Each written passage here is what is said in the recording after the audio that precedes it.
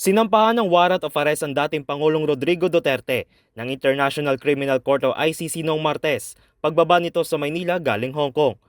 Sa tulong ng Interpol Manila, naihatid ang warrant of arrest mula sa ICC laban sa dating Pangulo sa reklamong crime against humanity at kasalukuyan na ngayong papunta sa The Hague sa Netherlands upang harapin ito.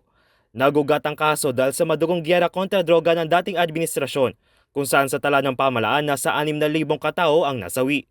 Pero pinabubulanan ito ng ilang grupo ng human rights na ayon sa kanila ay nasa 30,000 kataong namatay, kabilang na ang mga biktima ng extrajudicial killings.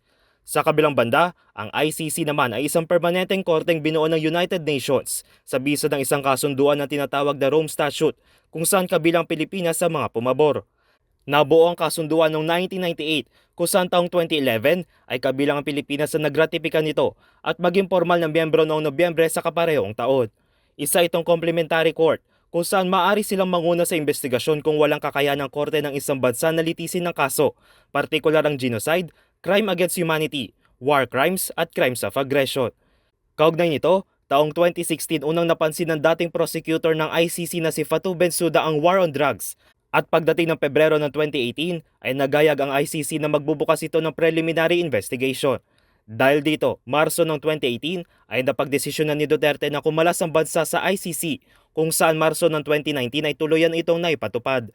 Bagamat kumalas ang Pilipinas sa ICC, maaari pa ring imbestiga dito ang mga nangyaring insidente sa panahong parte pa ang bansa na naturang korte.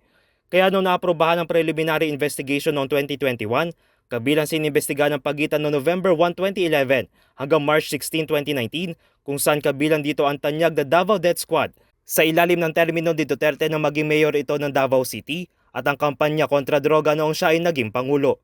At noong Martes ay formal nang inilabas ang warrant of arrest sa kasong crime against humanity, partikular ang murder, torture at rape na nakaayon sa Article 7 ng Rome Statute.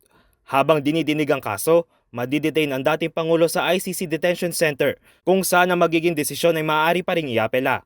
At base sa Article 77 ng Rome Statute, maximum sentence na 30 years ang maaaring ipataw ng korte sa isang taong inimbestigahan nito o life imprisonment kung masyadong matindi ang nagawang krimen. Para sa MBC TV Network News, ito si Dustin Bayog ng DZRH TV. Una sa Pilipinas, una sa Pilipino.